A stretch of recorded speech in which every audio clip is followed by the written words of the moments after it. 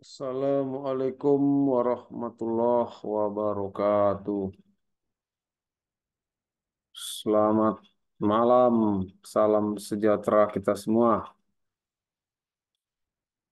Pada kesempatan ini, saya akan melanjutkan perkuliahan ekonomi internasional, ya, dengan judul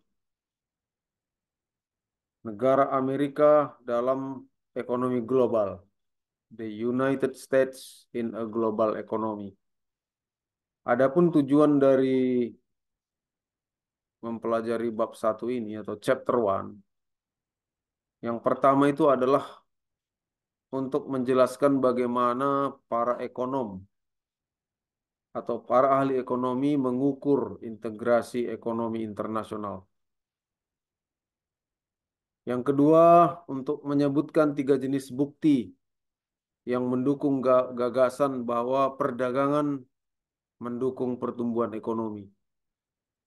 List the three type of evidence to support the idea that trade support economic growth.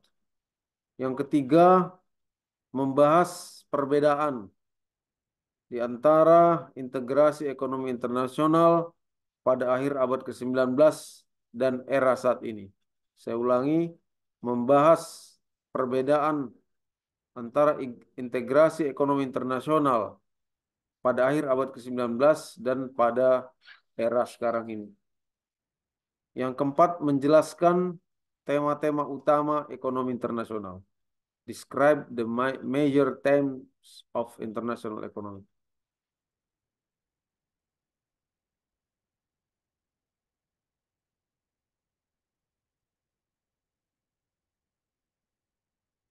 Introduction, International Economic Integration, yaitu integrasi ekonomi internasional. Pada bulan Agustus tahun 2007 terjadi krisis, ya, di sektor perumahan di Amerika Serikat. Pada tahun Agustus 2007, krisis di sektor perumahan di Amerika Serikat. Pada saat itu hanya sedikit orang yang menyadari bahwa krisis subprime mortgage, krisis kredit di sektor perumahan, ya. Kalau di Indonesia ini namanya KPR, kredit pemilikan rumah. Jadi di sana banyak orang itu mengkredit rumah, pada akhirnya tidak terbayar sehingga menjadi kredit macet. Nah, gitu ya. Dalam arti pada saat itu syarat-syarat untuk mengajukan kredit perumahan itu ringan, ya, pada tahun 2007 sehingga banyak orang mengkredit rumah. Pada akhirnya karena terjadi krisis di ekonomi dunia sehingga banyak masyarakat Amerika itu tidak mampu membayar cicilan rumahnya yang kemudian terkenal dengan nama krisis subprime mortgage. Nah, gitu ya. Krisis ini berkembang sepanjang tahun 2007 dan memasuki tahun 2008. Sehingga pada musim panas, hampir semua negara berpendapatan tinggi berada dalam kesulitan yang parah. The crisis grew through the remainder of 2007 and into 2008, so that by the summer nearly all high-income economies were in debt distress. Hampir semua negara berpendapatan tinggi berada dalam kesulitan yang parah, ya, tahun 2007-2008. Itu terutama ini krisis dialami oleh negara Amerika dan Eropa.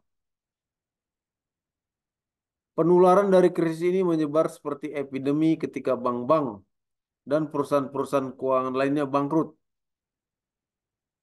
Dan perusahaan-perusahaan tidak mampu membayar hutang dan berhenti memberikan pinjaman. Contagion from the crisis spread like an epidemic as bank and the other financial firm collapse. Nah, gitu ya. Banyak bank dan perusahaan-perusahaan finansial collapse and solvent firm stop lending, dan perusahaan yang kekurangan likuiditas itu stop memberikan pinjaman. Nah, ya, jadi seperti badan-badan seperti perbankan itu tidak memberikan pinjaman. Sehingga terjadi kelangkaan kredit. The scarcity of credit. Nah, ini. sehingga terjadi kelangkaan kredit. The scarcity of credit menyebabkan difficult for business that could not find financing for their day-to-day operation. Kelangkaan kredit menyebabkan kesulitan, ya. Banyak perusahaan mengalami kesulitan yang tidak bisa menemukan pendanaan untuk hari-hari operasi mereka, day-to-day operation. At the same time, consumer cut back on their spending and business cut back on the new investment. Pada saat yang sama, konsumen cut back, mengurangi, ya, mengurangi pengeluaran mereka dari spending atau pembelanjaan, dan perusahaan-perusahaan cut back on new investment, dan perusahaan-perusahaan berhenti atau mengurangi investasi. By the end of 2008, akhir dari tahun 2008, economies around the world were in recession. Ekonomi hampir seluruh dunia were in recession, berada dalam resesi, with the notable exception of China, India, and the major oil producer. Dengan kekecualian yang tidak terkena krisis adalah China, India, dan negara-negara besar penghasil minyak, and the major oil producer.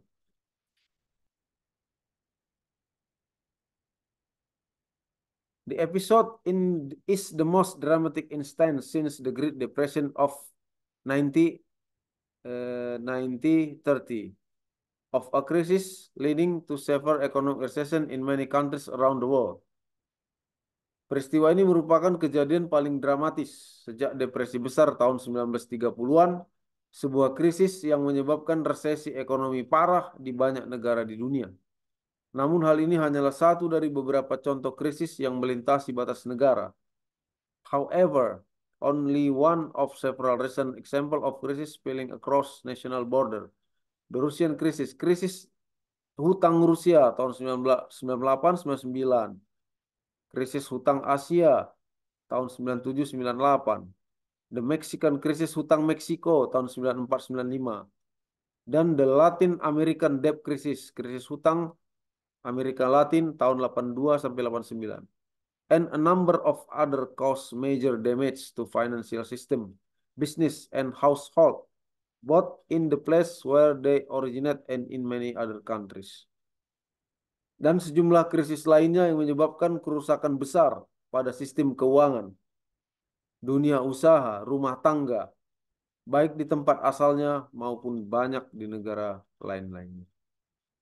Integrasi ekonomi internasional telah membawa banyak manfaat bagi negara-negara di seluruh dunia, termasuk inovasi teknologi, produk yang lebih murah, dan investasi yang lebih besar di wilayah yang kekurangan modal, dan masih banyak lagi.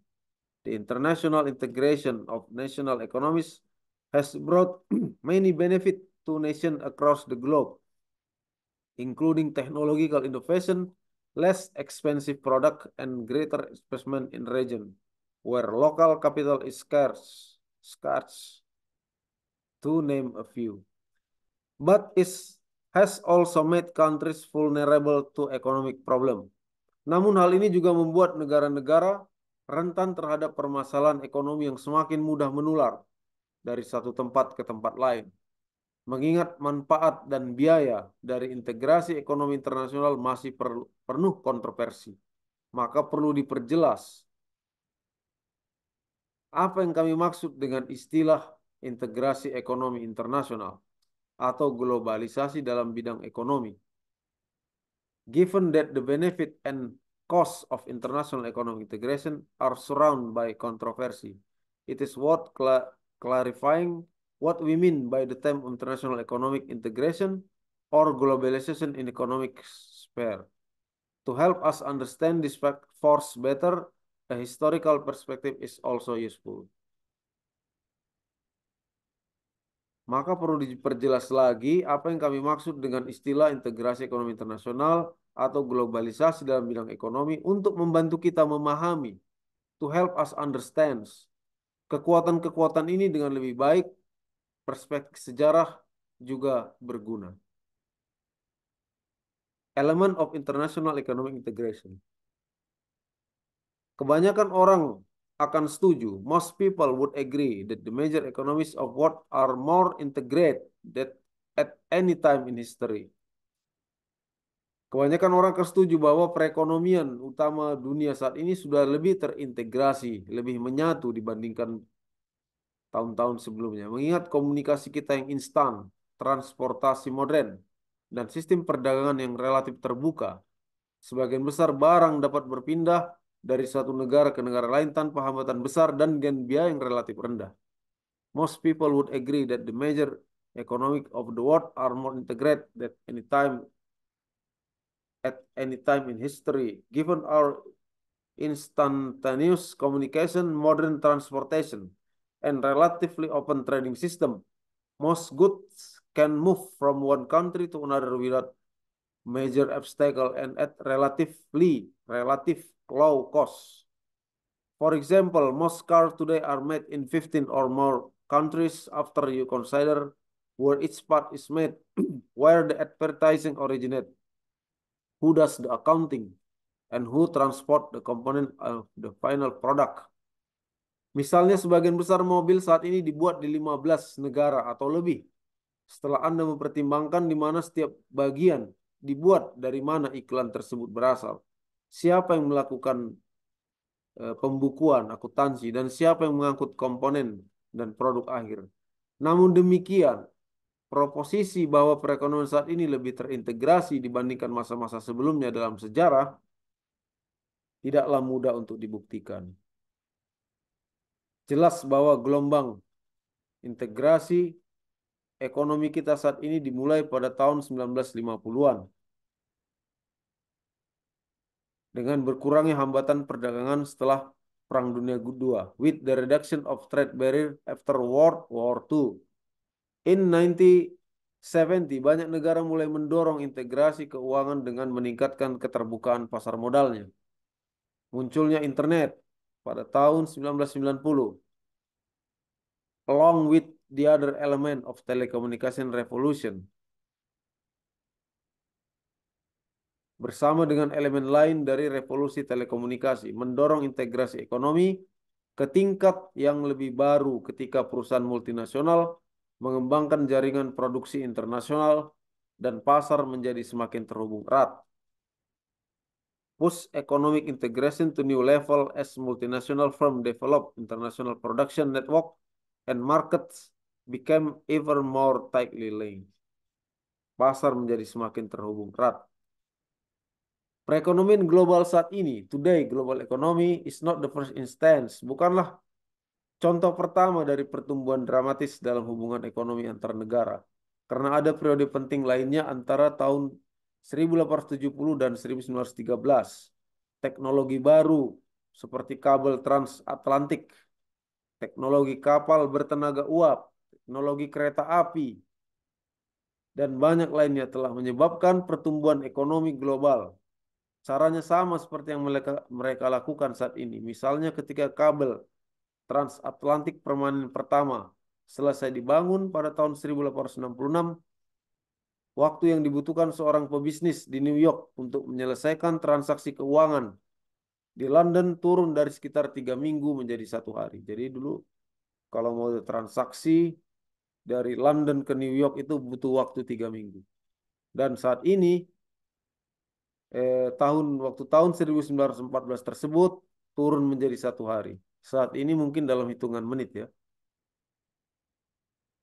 Kemudian pada tahun 1914 waktu yang dibutuhkan untuk menyelesaikan transaksi keuangan menjadi 1 menit jika dibandingkan dengan radio. Telepon menjadi mungkin karena adanya telepon. Kita sebagian besar telah melupakan periode awal integrasi ekonomi dan hal ini membuat kita lebih mudah untuk melebih-lebihkan integrasi saat ini.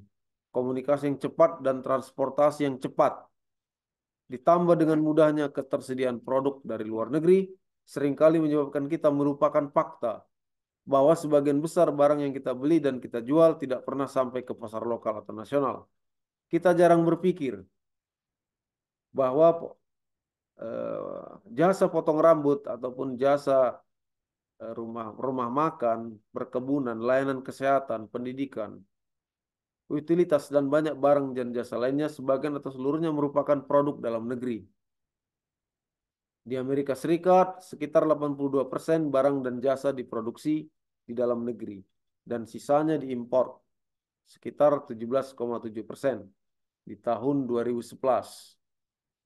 Sebagai perbandingan, pada tahun 1890, negara Amerika menghasilkan 92% barang dan jasa, jumlah yang lebih besar dibandingkan saat ini, namun tidak jauh berbeda. Pertanyaannya adalah, apakah kita lebih terintegrasi secara ekonomi saat ini atau di masa lalu?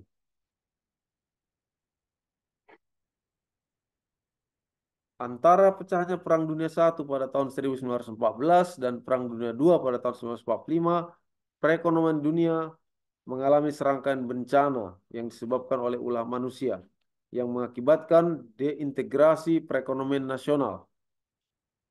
Dua perang dunia dan depresi global telah menyebabkan sebagian besar negara menutup perbatasannya terhadap barang-barang asing. Modal asing dan orang asing. Two world wars and a global depression caused most countries to close their border to foreign goods. Menyebabkan dua perang dunia dan depresi global menyebabkan banyak negara menutup perbatasannya dari barang-barang asing, modal asing, dan orang asing. Sejak akhir dari Perang Dunia Kedua, since the end of World War II, banyak hubungan ekonomi antara banyak hubungan ekonomi antar negara telah berfungsi untuk memperbaiki kerusakan yang terjadi pada paruh pertama abad ke-20. Namun tidak ada alasan untuk berpikir bahwa peristiwa-peristiwa tersebut mungkin tidak akan menyebabkan pemisahan serupa di masa depan. But there is no reason to think that even might not cause a similar decoupling in the future. Understanding international economic, memahami integrasi ekonomi internasional, mengharuskan kita untuk mendefinisikan apa yang dimaksud dengan istilah tersebut. Para ekonom biasanya menunjuk pada 4 kriteria untuk ukuran menilai tingkat integrasi, yaitu adalah arus perdagangan. 4 kriteria ya, untuk mengukur integrasi. Trade flow, arus perdagangan. Capital flow, arus modal. People flow, arus tenaga kerja. And the similarity of price in separate market. Dan kesamaan harga di pasar yang berbeda. The similarity of price in separate market. Para ekonom, the first 3 points are relatively self. 3 poin yang pertama sudah cukup jelas. Sedangkan kesamaan harga mengacu pada fakta bahwa perekonomian terintegrasi memiliki perbedaan harga yang relatif kecil dan terutama disebabkan oleh perbedaan biaya transportasi. Barang-barang yang dapat berpindah secara bebas dari daerah yang berbiaya rendah ke daerah yang berbiaya tinggi harus mengalami konvergensi harga ketika barang berpindah dari daerah yang banyak dan murah ke daerah yang relatif langka dan lebih mahal. Relatively scarce and more expensive. Semua indikator ini yaitu arus perdagangan, kemudian faktor labor and capital, tenaga kerja dan modal, dan kesamaan harga adalah ukuran tingkat integrasi ekonomi internasional. Ya. Yang pertama tadi trade flow, capital flow, people flow, and the similarity of price in separate market adalah ukuran daripada tingkat integrasi ekonomi internasional. The growth of world trade, pertumbuhan perdagangan dunia. Sejak akhir Perang Dunia II, perdagangan dunia telah tumbuh jauh lebih cepat dibandingkan output dunia. Satu cara untuk menunjukkan hal ini adalah dengan memperkirakan rasio ekspor semua negara terhadap total produksi semua negara. Ya, salah satu cara untuk menunjukkan hal ini adalah dengan memperkirakan rasio ekspor, the ratio of export by all countries to total production by all countries. Rasio ekspor semua negara terhadap total produksi semua negara. Pada tahun 1950, total ekspor dunia yang sama dengan impor dunia diperkirakan sebesar 5,5% dari produk domestik bruto atau gross domestic product dunia yang merupakan ukuran total produksi, a measure of total production. 55 tahun kemudian, 55 years later in 2005, they were 50 tahun kemudian pada tahun 2005 jumlah tersebut menyumbang 20,5% produk domestik bruto dunia, world gross domestic product, hampir 4 kali lebih besar dibandingkan dengan ukuran perekonomian dunia. Nearly 4 times more important relatively to the size of the world economy. Salah satu ukuran pentingnya perdagangan internasional dalam perekonomian suatu negara adalah jumlah ekspor ditambah impor dibagi dengan produk domestik bruto. One measure of the importance international trade in a nation economics is the sum of export plus import. Adalah penjumlahan ekspor dan impor divide by the gross domestic product. Dibagi dengan besarnya gross domestic product.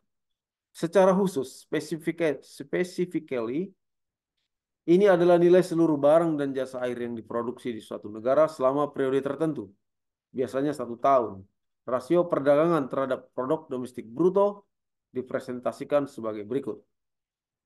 Rasio perdagangan terhadap produk domestik bruto. The trade to GDP ratio is represent as follow. Tunjukkan dalam rumus di bawah ini. Ekspor tambah import dibagi dengan jumlah gross domestic product. Namanya trade to GDP ratio. Rasio perdagangan terhadap produk domestik bruto. Rasio ini tidak memberitahu kita tentang kebijakan perdagangan. Suatu negara dengan negara-negara dan negara-negara dengan rasio yang lebih tinggi belum tentu memiliki hambatan perdagangan yang lebih rendah, meskipun hal ini merupakan salah satu kemungkinannya. Secara umum, in general, rich countries are less dependent on international trade. Negara besar tidak terlalu bergantung pada perdagangan internasional, karena perusahaan mereka dapat mencapai ukuran produksi yang optimal tanpa harus melakukan tersebut.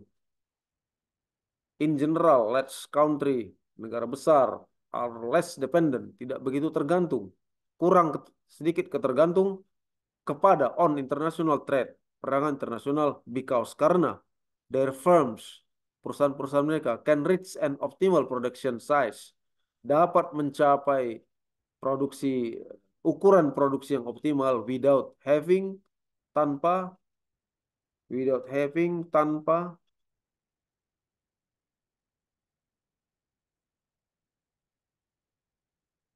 melakukan perdagangan internasional tersebut.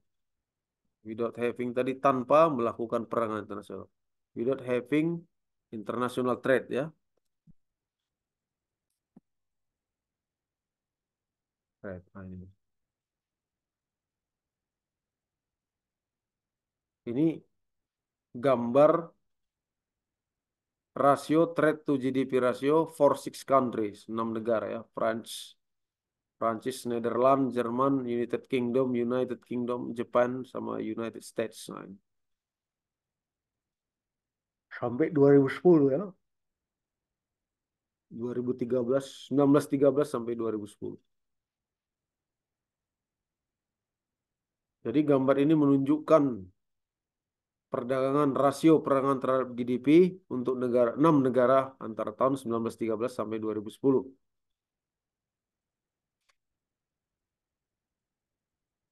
Penurunan perdagangan pada awal, the decline in trade between the onset of World War I. Penurunan perdagangan antara awal Perang Dunia I dan tahun 1950 terlihat jelas di masing-masing negara. Begitu pula dengan peningkatan setelah tahun 1950. Pola lain ditunjukkan pada gambar 1.1 menunjukkan rasio yang lebih kecil untuk Amerika Serikat. dan Jepang yang memiliki populasi terbesar, dan rasio yang jauh lebih tinggi untuk Belanda yang memiliki populasi terkecil dalam sampel. Secara umum, negara-negara kecil melakukan perdagangan lebih banyak dibandingkan dengan negara besar karena mereka tidak dapat memproduksi berbagai macam barang secara efisien dan harus lebih bergantung pada perdagangan. Misalnya jika Belanda memproduksi mobil semata-mata untuk pasarnya sendiri, maka negara tersebut akan kekurangan skala ekonomi dan tidak dapat memproduksi mobil dengan biaya yang kompetitif. Oleh karena itu, sedangkan pasar Amerika dapat menyerap lebih besar output dari negara Amerika. Oleh karena itu, rasio perdagangan terhadap gross domestic product mengukur pentingnya perdagangan internasional dalam perekonomian suatu negara, namun tidak memberikan informasi langsung mengenai kebijakan perdagangan atau hambatan perdagangan. But it doesn't provide any direct information about trade policy or trade barriers. Ini ya. Pada akhirnya, hence the trade to GDP rasio, rasio perdagangan terhadap gross domestic product menunjukkan measure the relative importance of international trade, mengukur pentingnya perdagangan internasional terhadap ekonomi suatu negara, tetapi tidak memberikan informasi langsung mengenai kebijakan perdagangan atau hambatan perdagangan, about trade policy or trade barriers.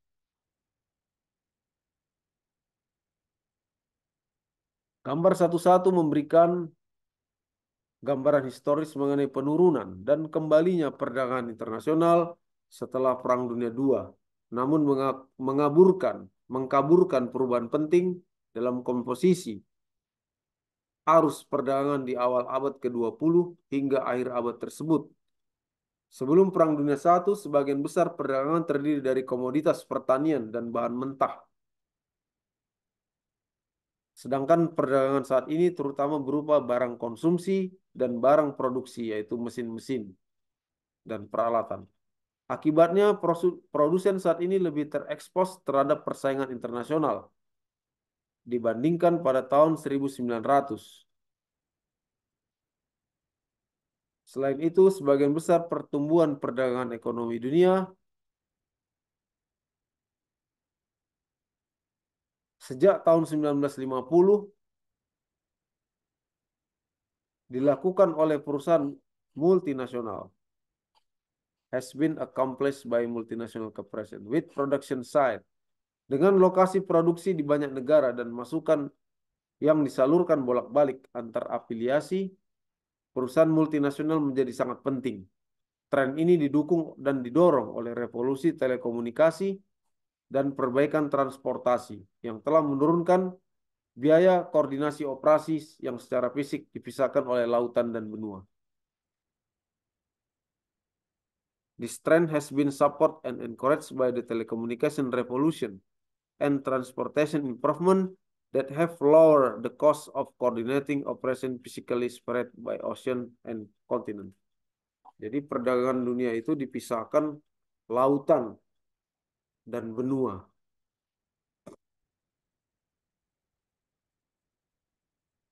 Dan yang terakhir, and finally, koordinasi operasi layanan seperti akuntansi dan pemrosesan data juga dimungkinkan dari jarak jauh. Singkatnya, in sum, trade today, perdagangan dunia saat ini, secara kualitatif berbeda, is qualitatively different than in 1930,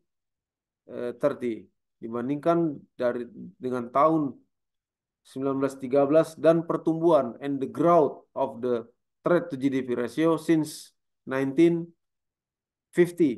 doesn't tell the whole story. Tidak menggambarkan keseluruhan keadaan. Capital and labor mobility selanjutnya.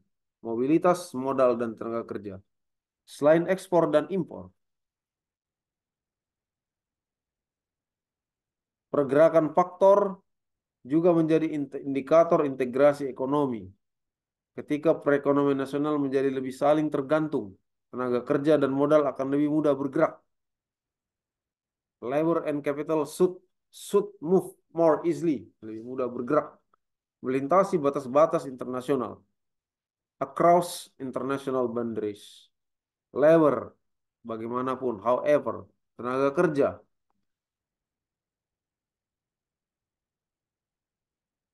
however, it less mobile internationally than it was in 90.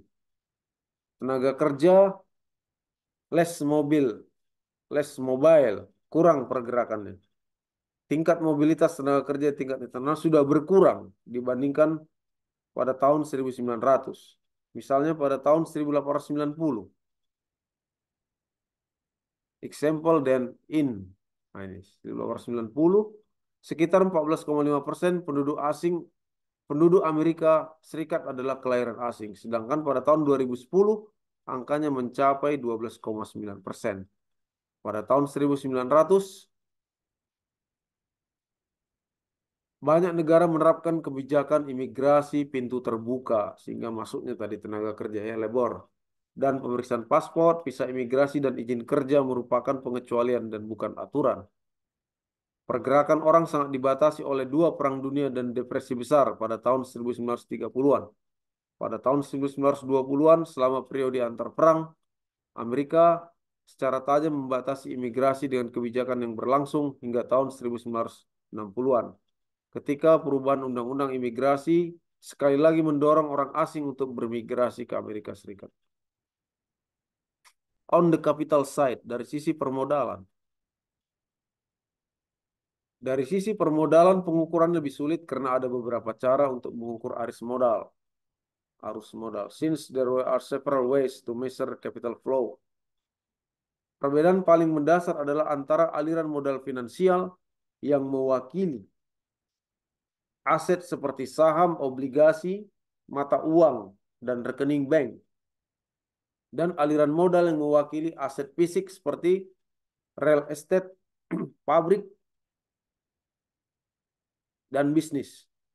Jenis aliran modal yang terakhir disebut penanaman modal asing langsung atau foreign direct investment.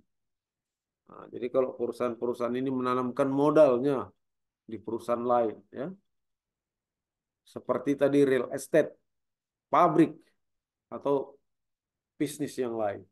Itu disebut juga dengan foreign direct investment atau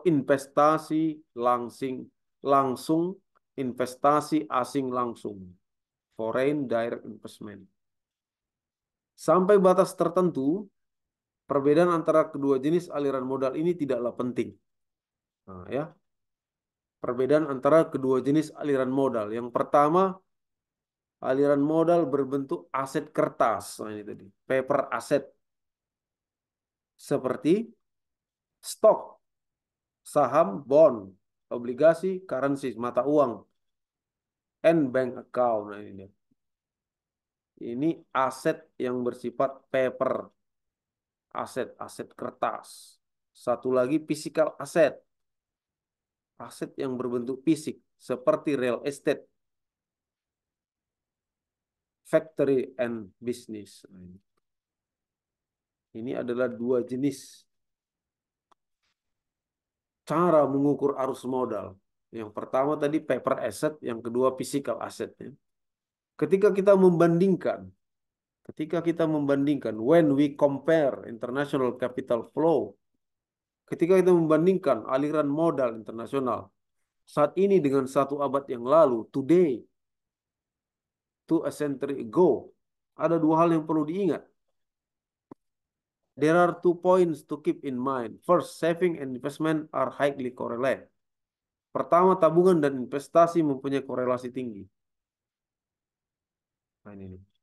Ketika kita membandingkan international capital flow, aliran modal internasional. Yang pertama, saving and investment are highly correlated. Tabungan dan investasi sangat berkolerasi. Artinya negara-negara dengan tabungan yang tinggi cenderung memiliki tingkat investasi yang tinggi. That is, countries with high saving to have high rate of investment. Negara-negara yang mempunyai tingkat tabungan tinggi akan cenderung memiliki tingkat investasi yang tinggi. Dan tabungan yang rendah berkorelasi dengan investasi yang rendah. And low saving correlate with low investment. Tabungan yang rendah cenderung membuat investasi juga rendah. If there were a single world market, jika ada pasar tunggal di mana modal mengalir dengan bebas dan mudah, hal ini tidak akan terjadi. If there were a single world market, pasar tunggal, in which capital flow, di mana modal, arus modal sangat mudah, ya, mengalir dengan bebas dan mudah, flow freely and easily, dengan bebas dan mudah, this would not necessarily be the case. Hal ini tidak akan terjadi. Capital would flow, kapital modal akan mengalir dari negara-negara dengan simpanan dan modal melimpah ke negara-negara dengan tabungan dan modal rendah, di mana negara tersebut akan mendapatkan keuntungan tertinggi. Kedua, second, berbagai kemajuan teknologi meningkatkan aliran modal pada tahun 1800-an, seperti yang terjadi saat ini. Kabel lintas samudra, telepon radio. Namun arus modal juga meningkat pada tahun 1800 karena terdapat peluang investasi baru seperti jaringan kereta api, such as National Railroad Network, other infrastructure, and both at home and abroad, baik di dalam maupun di luar negeri. Jadi didorong oleh arus modal tadi, didorong oleh jaringan kereta api dan infrastruktur lain. Ketika kita membandingkan, if we compare the size of capital flow, ketika kita membandingkan aliran modal internasional saat ini dengan 1 abad yang lalu, ada 2 hal yang perlu diingat. Pertama, tabungan dan investasi memiliki korelasi tinggi.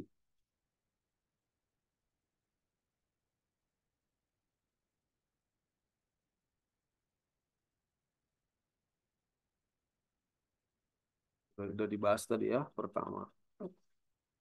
Artinya negara-negara dengan tabungan yang tinggi cenderung memiliki tingkat investasi yang tinggi. Dan tabungan yang rendah berkorelasi dengan investasi yang rendah.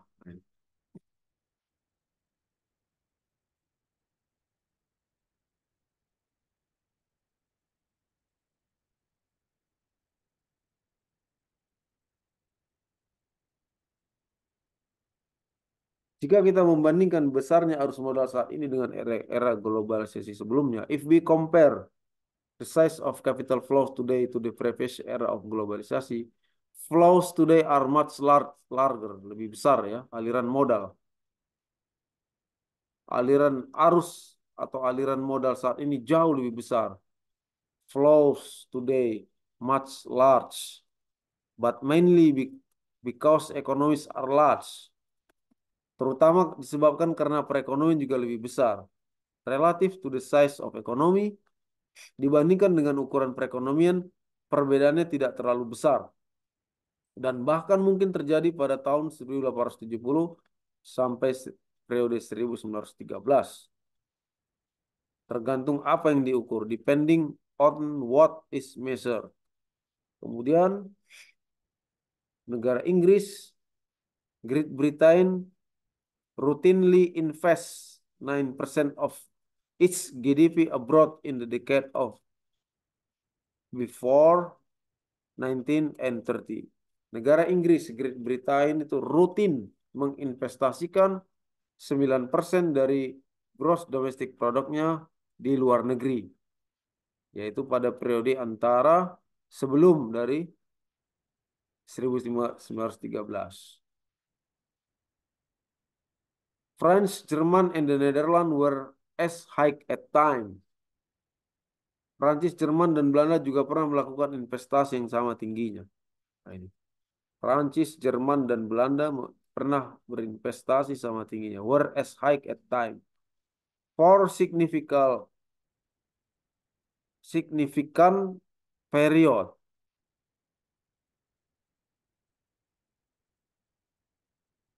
Kanada, Australia, and Argentina borrow, meminjam, amount that exceed 10% of their GDP, a level of borrowing that send up danger signal in the world economy today.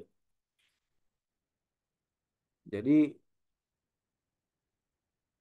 Kanada, Australia, dan Argentina pernah meminjam dalam jumlah melebihi 10% dari gross domestic product mereka. Tingkat pinjaman yang memberikan sinyal bahaya pada perekonomian dunia saat ini. Dengan kata lain, in other words, it, it is hard to make an argument.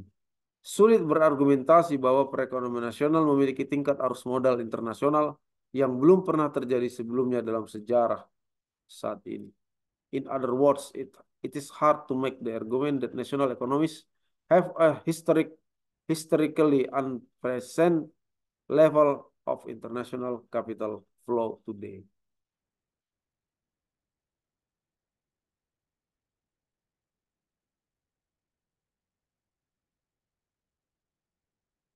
Meskipun kuantitas relatif aliran modal saat ini mungkin tidak jauh berbeda di banyak negara, while the relative quantity of capital flow today may not be that much different for many countries, there are some important qualitative difference. Terdapat beberapa perbedaan kualitatif yang penting. Pertama, terdapat lebih banyak instrumen keuangan yang tersedia saat ini.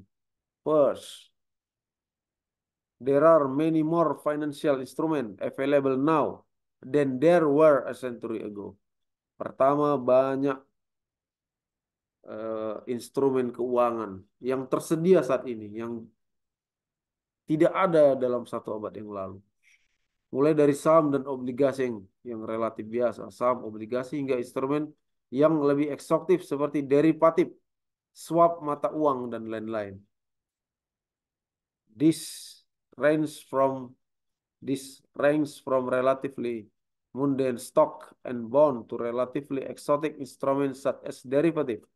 Instrumen yang biasa itu kan saham, obligasi. Kemudian instrumen yang lebih canggih lagi seperti derivatif, perdagangan berjangka, currency swap, swap mata uang, dan others, dan lain-lainnya.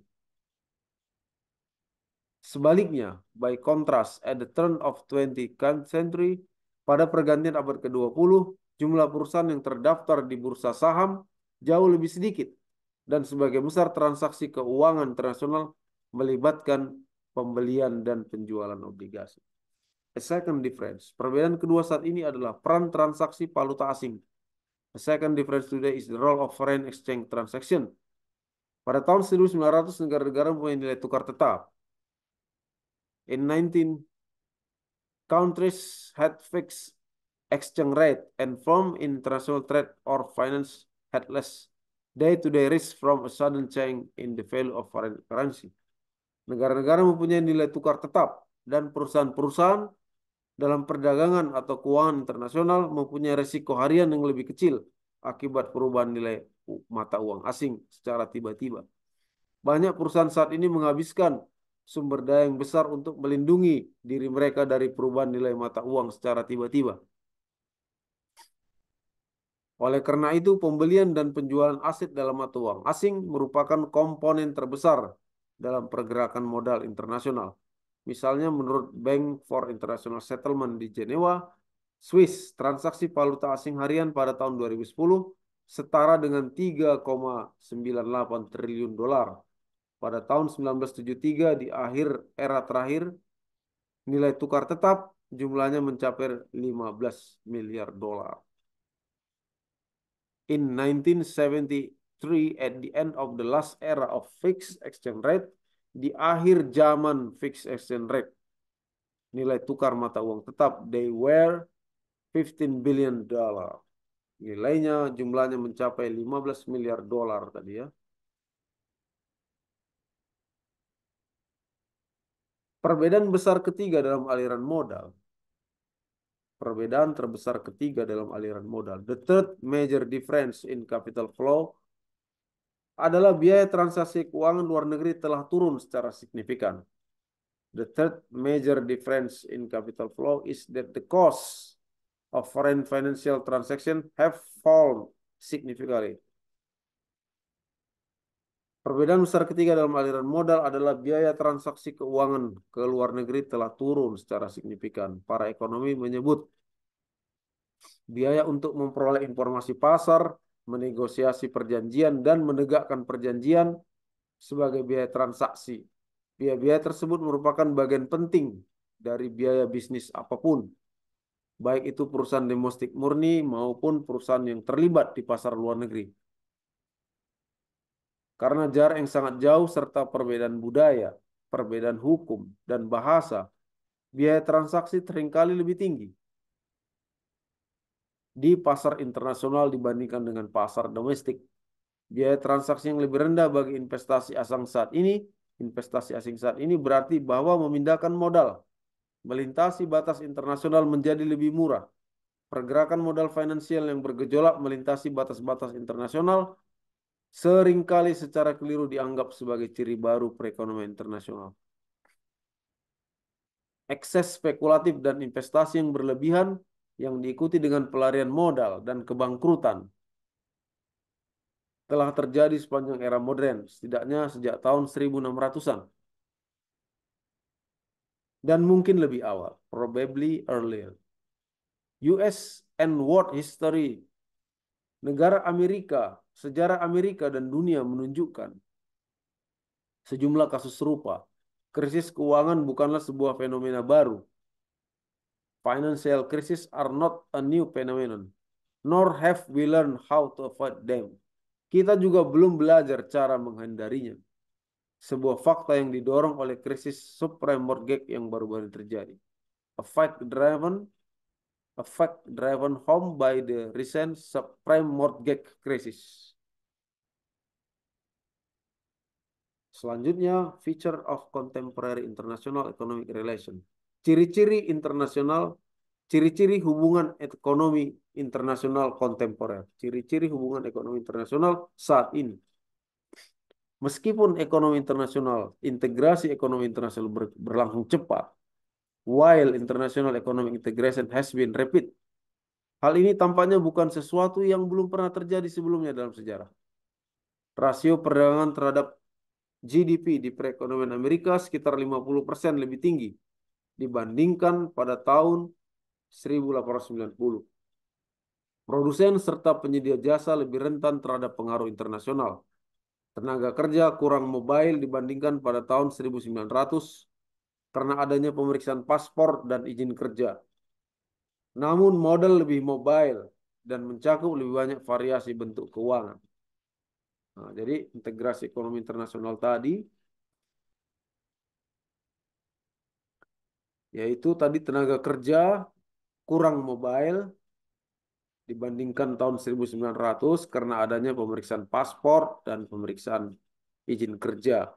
Namun aliran modal, capital flow jauh lebih mobile karena banyak variasi keuangan tadi ya. Selain daripada stok saham dan bond obligasi, ada juga capital flow tadi yaitu dalam bentuk physical investment yaitu real estate, tadi ya, pabrik, factory dan perusahaan bisnis. Ya. Deeper integration, integrasi yang lebih dalam,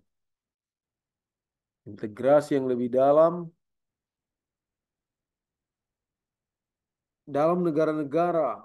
Integrasi yang lebih dalam yaitu negara-negara berpendapatan tinggi memiliki hambatan yang rendah terhadap impor barang-barang manufaktur. Terdapat beberapa pengecualian, yaitu bahan makanan olahan dan barang jadi, pakaian jadi. Namun secara umum tarif impor atau pajak atas impor dan hambatan lain seperti kuota, yaitu pembatasan kuantitatif terhadap impor, tidak terlalu ketat dibandingkan pada pertengahan abad ke-20. Ketika hambatan perdagangan mulai berkurang pada paruh kedua abad ke-20, dua tren lain mulai mengintensifkan integrasi ekonomi antar negara. Pertama, rendahnya hambatan perdagangan mengungkap fakta bahwa sebagian besar negara mempunyai kebijakan dalam negeri yang menghambat perdagangan internasional. Peraturan nasional yang mengatur standar ketenaga kerjaan, lingkungan hidup, dan keselamatan konsumen. Peraturan yang mengatur lokasi dan kinerja investasi, peraturan yang mendefinisikan persaingan tidak sehat dan yang sehat dan tidak sehat, peraturan mengenai program pembelian nasional pemerintah, dan kebijakan dukungan pemerintah untuk industri tertentu. Semuanya hanya mempunyai dampak kecil terhadap perdagangan, sampai hambatan perdagangan formal mulai berkurang dan volume perdagangan meningkat. Kebijakan-kebijakan ini tidak diterapkan untuk melindungi industri dalam negeri dari persaingan asing. Dan selama tarif masih tinggi dan arus perdagangan terbatas, hal ini tidak terlalu menjadi masalah dalam hubungan dagang. Namun ketika tarif turun, berbagai bentuk kebijakan dalam negeri mulai dipandang sebagai hambatan terhadap peningkatan perdagangan. Para ekonom terkadang menyebut pengurangan tarif dan penghapusan kuota sebagai integrasi yang dangkal, dan negosiasi mengenai kebijakan dalam negeri yang berdampak pada perdagangan internasional sebagai integrasi mendalam. Integrasi mendalam jauh lebih kontroversi daripada integrasi dangkal dan jauh lebih sulit dicapai karena melibatkan perubahan kebijakan dalam negeri yang menyelaraskan suatu negara dengan peraturan yang dibuat di luar negeri atau setidaknya dinegosiasi dengan kekuatan asing. A second noticeable. Tren kedua yang terlihat selama beberapa dekade terakhir adalah bahwa barang-barang yang berteknologi rumit seperti mobile phone atau handphone dan mobil dibuat dari komponen-komponen yang diproduksi di lebih dari satu negara. Dan akibatnya label seperti Made in China atau Made in USA menjadi pilihan utama semakin tidak bermakna. Tarif yang rendah serta inovasi dalam teknologi transportasi dan komunikasi telah memungkinkan perusahaan untuk menempatkan produksi berbagai komponen produk canggih di berbagai negara. Misalnya perangkat keras iPhone. The hardware for a 3G iPhone is produced in Jerman, Korea, Japan, and United States. And then it is assembled in China dan dirakit di China. Ya, jadi hardware daripada iPhone 3G diproduksi di Jerman. Ada yang di bagian lain di Korea, bagian lain Jepang, dan bagian lain Amerika. Tetapi terakhir semuanya dirakit di China. Bagian perangkat keras yang paling berharga dibuat di Jepang, tapi tidak ada yang menganggap perangkat ini sebagai ponsel Jepang. The most valuable share of the hardware is made in Japan. But no one thinks of this device as a Japanese phone. Walaupun bahan-bahannya dibuat di Jepang, tidak ada yang menganggap bahwa itu adalah buatan Jepang.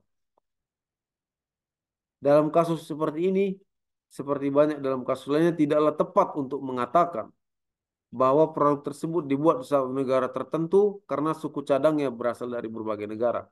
Dan produk tersebut merupakan hasil upaya multinasional yang melibatkan perusahaan dan pekerja dari berbagai negara.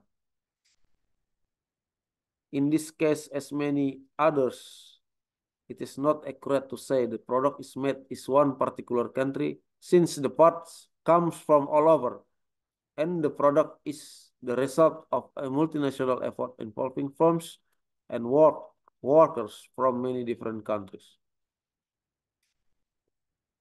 Dalam kasus ini seperti halnya dalam kasus lainnya tidak tepat mengatakan bahwa produk tersebut dibuat di suatu negara tertentu karena suku cadangnya berasal dari berbagai negara.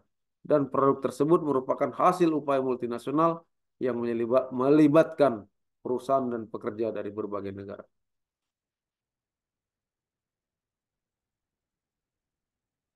Kedua tren ini menimbulkan permasalahan baru yang membentuk perekonomian dunia pada abad ke-21. Tren pertama meningkatnya minat terhadap dampak kebijakan dalam negeri yang berbeda, membuat negosiasi perdagangan menjadi lebih sulit dan menciptakan diskusi luas mengenai standar ketenaga kerjaan, lingkungan hidup, dan standar lainnya yang mungkin mempengaruhi arus perdagangan. Tren pertama ya, meningkatnya minat. The first trend, nah ini.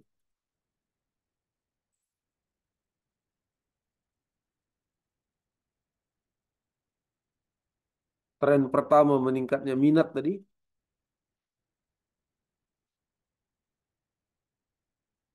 meningkatnya minat terhadap kebijakan dalam negeri, domestic policies, membuat negosiasi perdagangan menjadi sulit, makes that negotiation are more difficult and creates widespread, dan menciptakan diskusi luas mengenai standar tenaga kerja, lingkungan hidup, environment, and other standard that may affect trade flow, dan standar-standar lainnya yang menyebabkan atau yang berakibat berefek kepada arus perdagangan, trade flow. The second trend, tren yang kedua,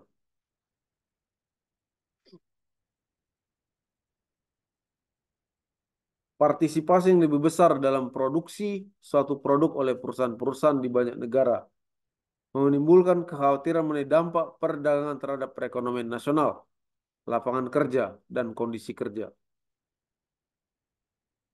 Dialog nasional dan internasional mengenai isu-isu ini merupakan ciri utama perekonomian internasional di abad ke-21. Nah, jadi ya, tren yang kedua tadi, partisipasi yang lebih besar dalam produksi satu produk oleh perusahaan-perusahaan di banyak negara. Makin banyak negara itu memproduksi ya, partisipasi dalam memproduksi satu produk, menimbulkan kekhawatiran mengenai dampak perdagangan terhadap ekonomi nasional, dampak perdagangan terhadap lapangan kerja, dan dampak perdagangan terhadap kondisi kerja. Nah, ini yang menjadi isu ya, dialog-dialog nasional dan internasional pada saat di abad ke-21 ini.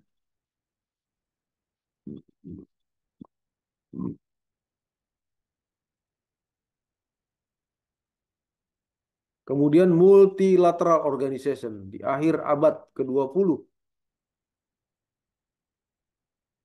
At the end of World War II, di akhir daripada Perang Dunia Kedua, Amerika Serikat, Inggris, Great Britain, dan sekutunya membentuk sejumlah organisasi internasional untuk menjaga stabilitas ekonomi dan politik internasional. Meskipun para pendiri organisasi-organisasi ini tidak dapat membayangkan tantangan-tantangan dan persoalan-persoalan yang akan mereka hadapi selama 50 tahun ke depan. Organisasi-organisasi tersebut diberikan fleksibilitas yang besar dan mereka terus memainkan peran yang penting dan terus berkembang dalam mengelola perusahaan persoalan-persoalan integrasi yang dangkal dan mendalam. Although the architect of this organization could not envision the challenge and issue that they would confront over the next 50 years. The organization were given significant flexibility and they continue to play an important and growing role in managing the issue of shallow and deeper integration. Nah, ya. Jadi organisasi-organisasi tidak dapat membayangkan para pendirinya tadi, tantangan-tantangan dan persoalan yang akan mereka hadapi selama 50 tahun ke depan. Nah, itu. Dana Moneter Internasional atau the International Monetary Fund, the World Bank, the General Agreement on Tariff and Trade, the United Nations, and the World Trade Organization. Nah,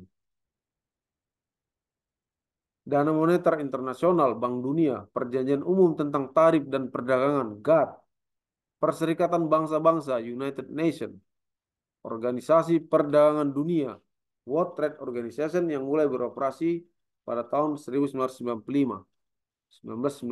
namun berkembang dari GATT dan sejumlah organisasi kecil mempunyai partisipasi internasional yang luas. Mereka berfungsi sebagai forum untuk berdiskusi dan menetapkan aturan perdagangan. Sebagai mediator, berfungsi juga sebagai mediator perselisihan antar perusahaan dan sebagai pengorganisir tindakan.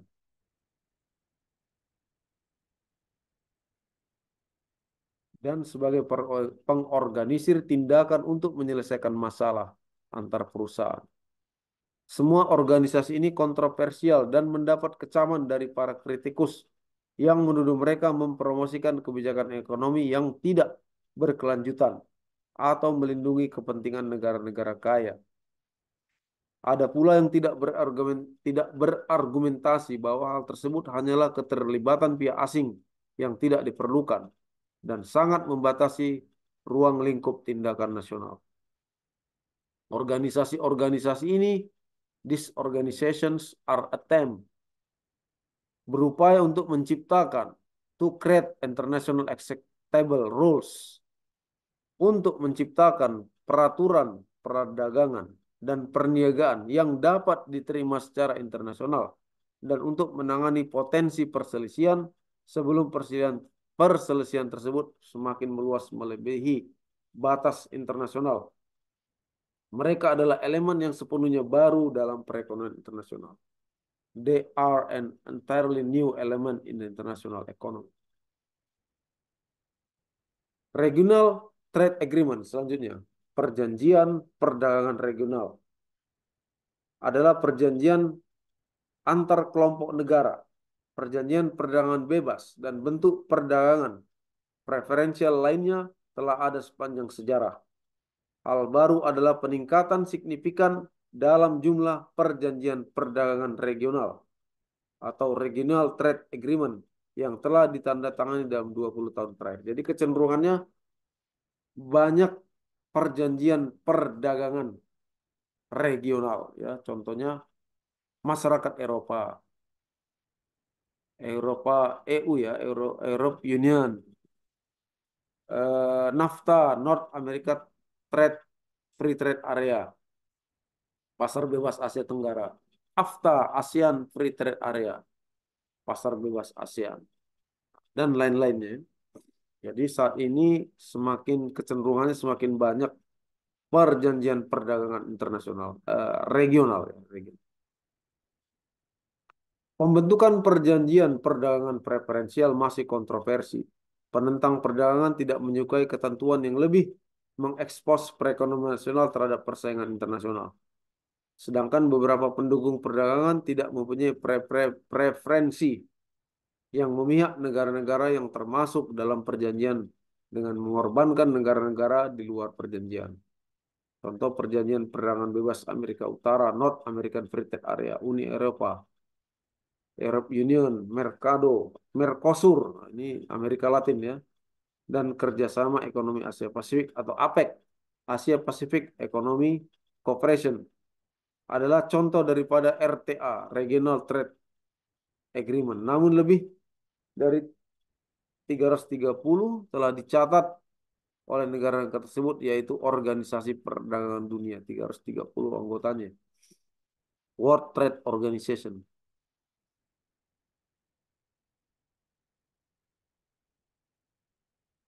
Selanjutnya, Trade and Economic Growth. Trade and Economic Growth, yaitu perdagangan dan pertumbuhan ekonomi.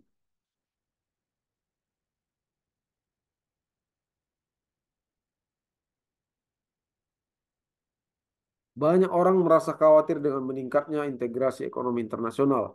Daftar potensi masalah sangat panjang.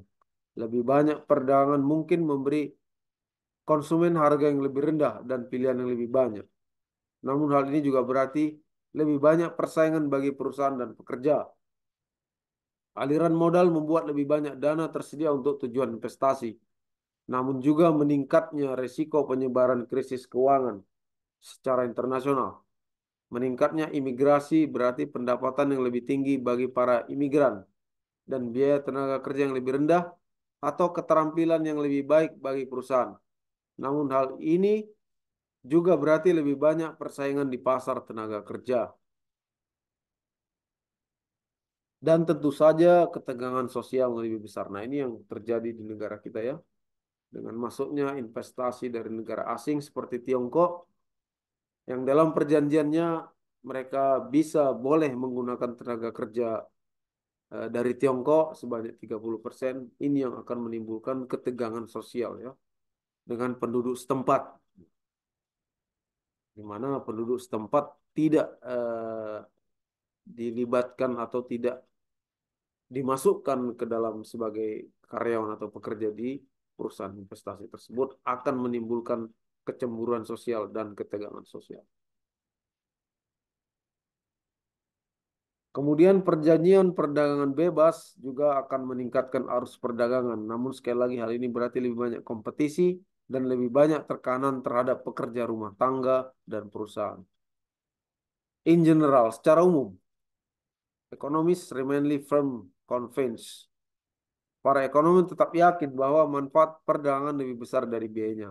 Terdapat perbedaan pendapat mengenai cara terbaik untuk mencapai tujuan yang berbeda. Misalnya, bagaimana melindungi dampak berbahaya dari aliran modal yang tiba-tiba.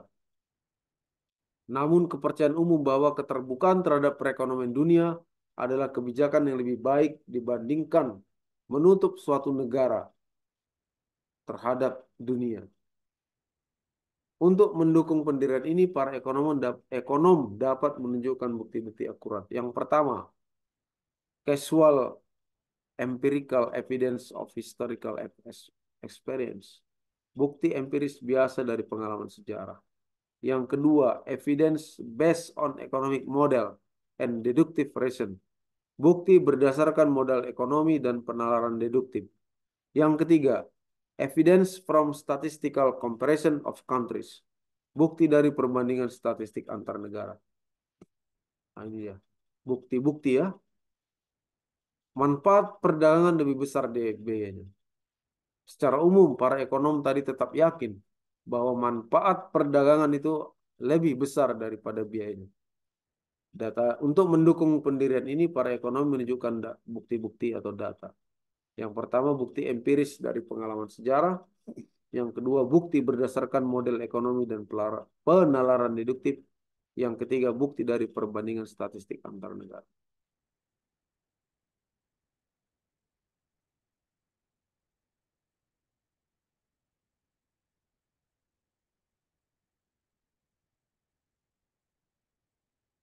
Nah, untuk sementara ini, sekian dulu materi perkuliahan ekonomi internasional ini.